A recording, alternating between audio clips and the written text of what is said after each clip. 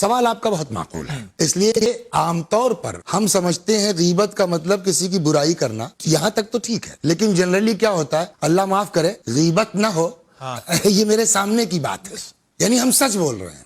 جواب، سچ ہی کا نام غیبت ہے۔ جیسے میں ہوں، میری ایک آنکھ دبی ہوئی ہے، میں کانا ہوں، اچھا ٹھیک، اب آپ نے جو ہے وہ کسی نے پوچھا کہ بھائی عرفان صاحب آپ کے والد کی مجلس اس سال کون پڑھے گا برسی کی؟ آپ نے کہا وسیع حسن۔ اس نے کہا کون؟ وہ مولوی کانے۔ غلط بات تو نہیں کہی اس نے، کانے ہیں، وسیع حسن صاحب کانے ہیں، لیکن دین کہتا ہے کیوں کہا آپ نے؟ اسی سچ بات کا نام غیبت ہے۔ دیکھیے جو چیز ہمارے اندر نہیں ہے وہ اگر آپ کہہ رہے ہیں تو وہ غیبت نہیں ہے، وہ اس کی سپرلیٹو ڈگری ہوگی، وہ تہمت کہلائے گی، الزام کہلائے گا، وہ بہتان ہے، وہ تہمت ہے اگر ہمارے اندر عیب اور آپ بیان کر رہے ہیں وہ غیبت ہے۔ اسی لیے جو غیبت کی ڈیفینیشن بیان کی گئی ہے وہ یہ ہے، بزرگوں نے جو کہی ہے وہ دو طرح ہے، ذکر و اخیک بما یکرہ، یہ ایک ورڈ، ایک لائن کی ڈیفینیشن ہے غیبت کی، اپنے کسی برادر مومن کے بارے میں ایسی بات کہنا کہ اگر وہ سنتا تو بری لگتی اس کو، یہ غیبت ہے نا۔ یہ آپ اگر غیبت کر رہے ہیں تو آپ غیبت نہیں کر رہے ہیں، پھر